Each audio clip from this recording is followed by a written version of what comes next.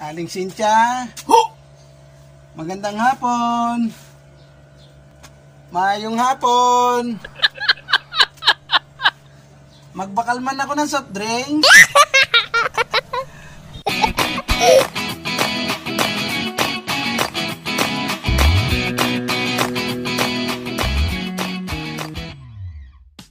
Welcome back to my channel mga ka-vlogs.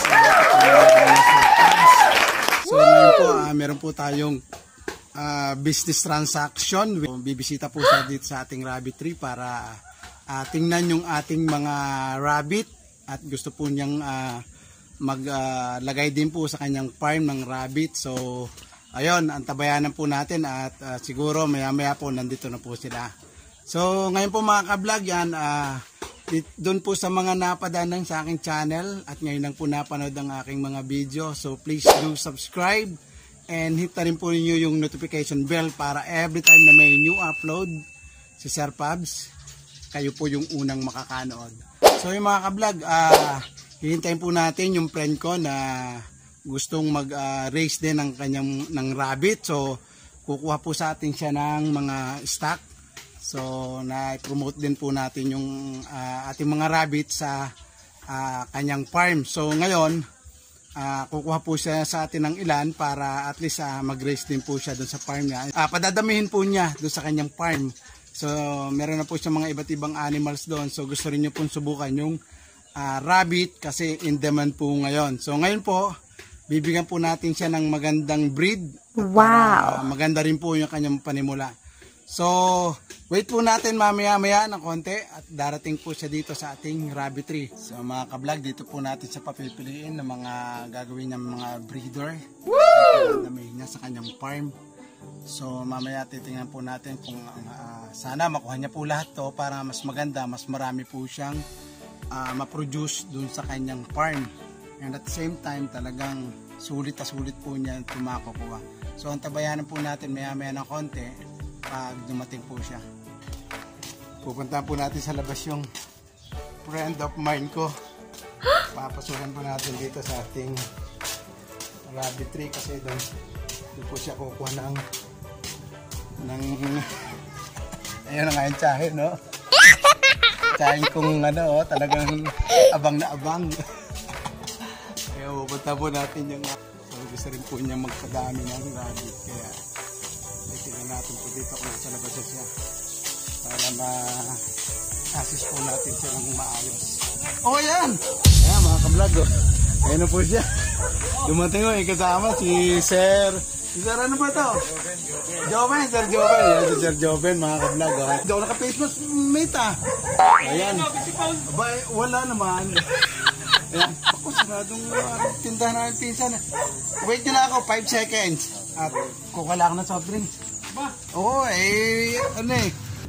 Ayan mga ka-vlog, kukuha muna tayo ng soft drinks dito sa aking tindahan. Wow! Ate Yet, meron ba kayong soft drinks? Wala nga doon. Naku, laro soft drinks. Kisin ka? Oo. Ayun. Sandali lang, may bisita ako. Ayan mga ka-vlog, dito na tayo.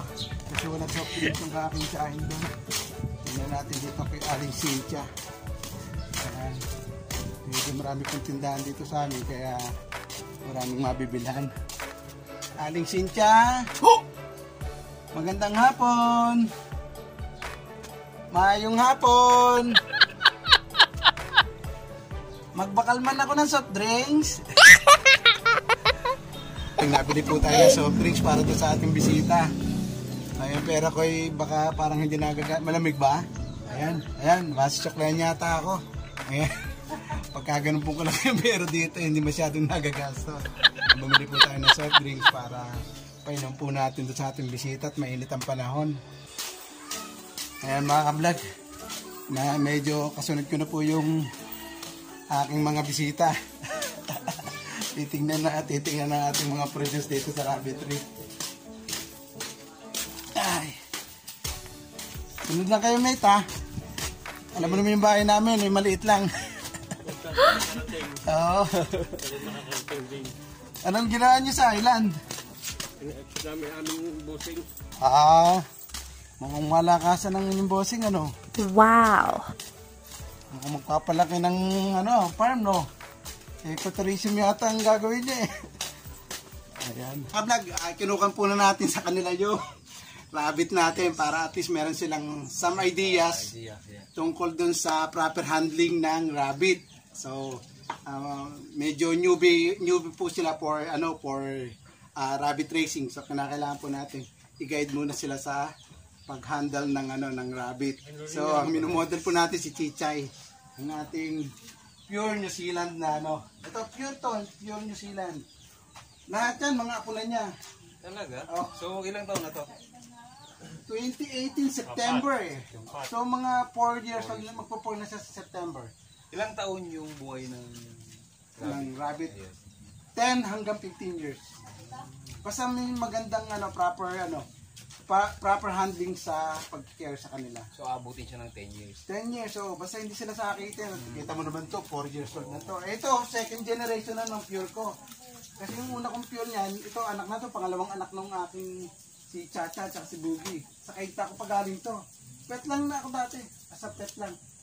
Pet pa lang dati. Oo, kaso nga lang ang lahin nito, umaanak ng 16. Wow! Chacha, 16. Tapos ang ito, pangalawa mga to, hindi na ako nag-breed kasi ang tawag. Dumami. Oo. Ang ito naman ay 8 sila magkakapatid. So ito lang ang natira. Si Chacha, dami pinagdaanan na ito. Si Chacha, pumutok ang bulkan dito. O yun, kasi naman laki niya kung tutusin. Kaya mo yung isa kong Alin dyan ang bibigyan mo sa akin? Ayan, nilabas natin mga ka-vlog si Kim para makita po nila yung itsura ni Kim. Ayan, talagang breed na si Kim. Talagang gusto niya magpasampa eh. Gusto niya hindi pa ito nag-aanak ang mga to. Ito kasi, gusto ko sana itong pasampayan ng Plebes Giant. O, ayan. Saan mo papasampan? Ganun ka din? Hindi, sa mga group, meron silang available noon. Eh, siyempre, may stud service. Ano pwedeng i-partner dito? Gusto mong marta. Kasi ang tatay nito, si NJ. Ito. Si AJ, si Leandro, si Gardo. Question, hindi ba mawawala yung pagkalaki nila pag yung sila yung nag-asa? Yun. Yung magkakapatid, wag tatay. Basta magkapatid sa tatay, sa nanay, wag pagpapartnerin. Kahit malaki yung rabbit mo, maliit ang lalabas. The worst is, lalabas yung defect. Magkakaroon ng defect yan. Minsan, ganon, sa antay nga, pilipit ang liig. Ang hirap palaga tapos magkakaroon ng abnormalities.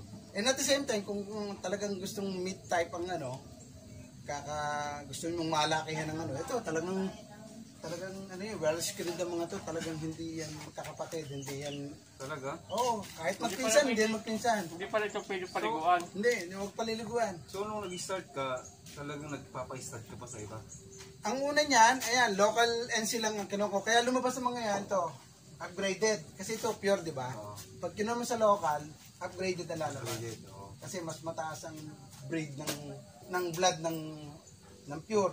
So yung local, halo-halo na yun eh. So Ibig sabihin hindi sila pure. Meron silang close to pure to. Kasi 80% pure siya. Kasi upgraded eh. So yun ang kaya malaki siya. Tingnan mo, mas malaki pa nga sa nanay niya. Sa lola. Sa lola. Kasi ito yung tatay niya. Ang nanay niya namatay na eh. Yung chinchilla. Yung chinchilla ko kaya ganitong kalaki ang lumabas sa kanila. Namatay sa panganganak. Hindi na nailabas yung niya. Explain ko na rin ngayon. Pero isasend ko sa'yo chat ko sa'yo yung pinaka procedure ng 70 days rules ang ginagamit natin. Yung pag pinasapan mo ngayon, 30 days.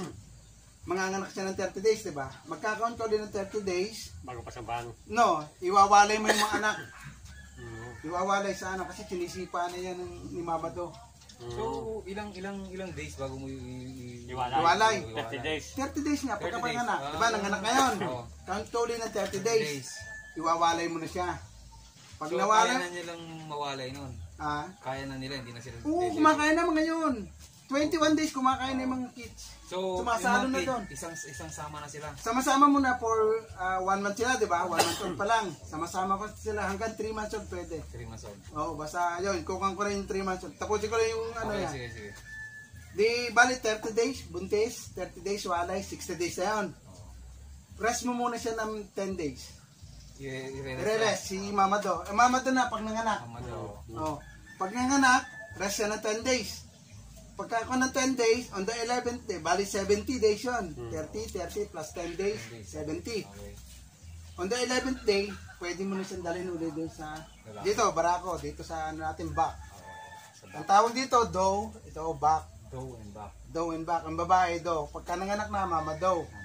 Oh. Papabak. Pagka nanay na talaga siya, ang tawag na dyan, DAN. Ito naman sa Hindi ka papabak. Nag-breed ka o may knowledge ka lang o experience? Nag-natin tayo ng mga convention. May mga, di ba sabi ko, ay kay Polly pa nagsabi ko. May mga invitation nga ay pandemic. Hindi ako So, siguro, ngayong year, yung mga nag-invite sa atin, puntaan ko sila, tapos, yun, magtotok tayo ng So, for the meantime, di muna. Dahil siyempre, nag-iingat ako ng dito nga sa amin, hindi ako masyadong namamasyal eh. Kala nila, wala ako dito eh. Oh, yan. So, ang 70 days. Di ba sa isang taon ay 365 days. 70 times 5, di ba 350? Di ba? 350. Simple arithmetic. You Cannot afford to follow. oh. So yun, 5 times a year pwede sa mga anak. Wow. Imagine mo na lang 5 times a year ang kuwan mo sa isang rabbit ang magiging anak nila. Average na lang kasi ang average sila 10. Huwag naman 10 kasi average ang natin. Kung maximum 10 hanggang 16 kasi ang lahi nila 16 mga fan. So average natin mga 5-6. Oh, di bali kung 5 na lang halimbawa, pinakaan na lang 'yon. 5 times 5, 25. 25 ang mapoproduce niya. Pinaka-list na 'yon. So, pinaka-list na. Eh kung meron kang ilan, halimbawa ito lahat to, 1 2 3 4 5 6 o 7. 5 times 5, 5 times 7, 35. Times 5. Sa isang buwan. Sa isang taon. Gaano kadami. Eh ito sa 5 times 5 na 'yon. Di ba sabi ko, every 6 months, yung, pag nag 6 months old na yung rabbit, pwede nang pasampahan. Kaya yung sa isang taon, pwede na itong magkaapo. Ngayon, halimbawa ngayon, pagdating ng December, yung mga anak nito, pwede nang mabuntis. Kasi magsi 6 months old na yun eh. Kasi ngayon, diba June, 6, kalagatian na ngayon ang di ba? So, July hanggang di ba 6 months yun. Pagka nanganak siya sa July, sa December, yung mga anak nito, pwede mo nang pasampahan. Wow! Tapos yung pangalawa, di ba, magdadalawang breed ka pa eh, bago mag-December eh. Kasi di ba, 70 days. So, mga makakatatlo, 2 breed ka pa. By March, at saka June uli, mga anak uli yung mga pangalawang anak naman ito. Ganun na. Di ba? Yan ang sasabi ko. Kaya mabilis magpadami ng ng rabbit. Ayan mga ka-vlog, nandito na si Kim at saka si Broken Gray natin.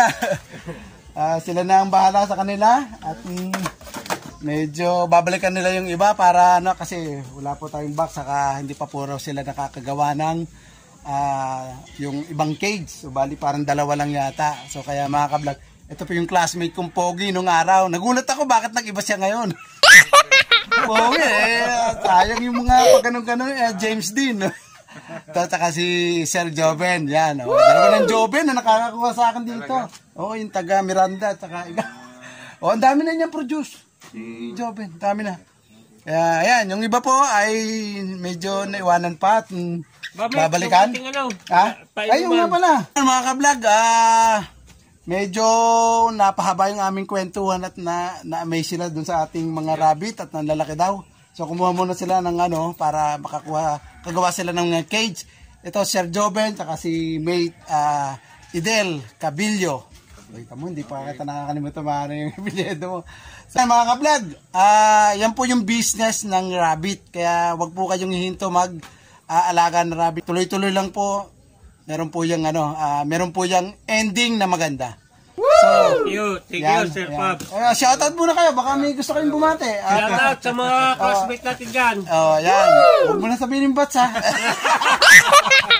Joke lang mga kablog. Medyo, yan, sasamahan ulit natin sa labas. So, asawa mo. Ikaw, may asawa ka na ba, Brad? Wala pa, girlfriend. Ayan, sige. Mga kablog, samahan po natin hanggang doon sa labas. Sila, ang aking mga bisita. Ayan. Ayan, balikan natin mamaya. Ayan. Mother, yan, mother ka yan. Ito, si mother. Oo, kasi wala pa raw Ayan, iatid muna natin mga kablog sina Sir Joven at si May Cabillo para kasi alam nila dito yung pagbalik nila, alam nila dito yung way. Ay, sa likod yung may ilalagay? Sa loob na, oh. Baka maya matalino si Kim. Oo. Oh, baka mabuksan niya yung mahilin yung tali.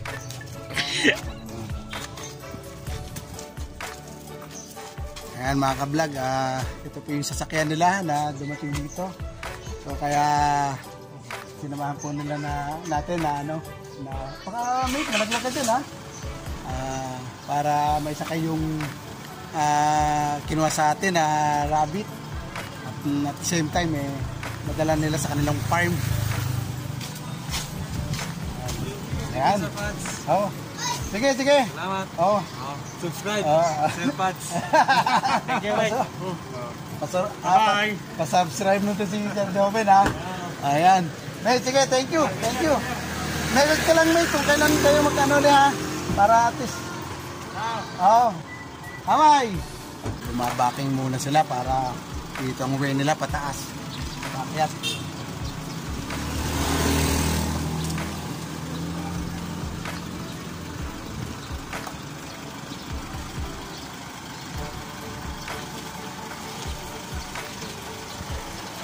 Sige, ingat.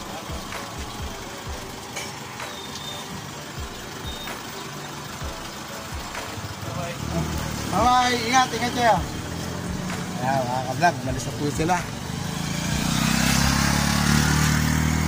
Ayan mga kablog, nakakuha na po ang ating visitor ng kanilang gustong padamihin sa kanilang sa farm. So sooner or later babalik ulit sila dito kasi dadalawang cage daw po yung kanilang nagawa pa kasi hindi nila alam na medyo malalaki po yung ating mga rabbit kaya gagawa po sila na mas suitable dun sa ating mga rabbit pagbalik ulit nila dito. So kaya by siguro mga early next week baka bumalik po ulit sila. So yun po yung sinasabi ko sa inyo mga kablog. So keep on racing, keep on breeding. So, wag po kayong mawawala ng pag-asa dahil siyempre, diskarte lang sa pag-aalaga ng rabbit. Tapos, proper rin po, well care of sa ating mga produce kasi doon po magugulat ang ating mga buyer o yung mga gustong kumuha ng mga rabbit. So, ngayon po mga kablog, doon po sa mga napadaan lang sa akin channel, please do subscribe. And hit na rin po ninyo yung notification bell para every time namin yung upload si Sir Pabs. Ako po yun. Kayo po yung unang makakanood. So shoutout po kay mate Cabillo. At Edelberto Cabillo po yun ng high school. Tapos si Sir Joven, farm manager po nila doon sa, sa kanilang farm. So ito po muli ang yung Sir Pabs. Yung saying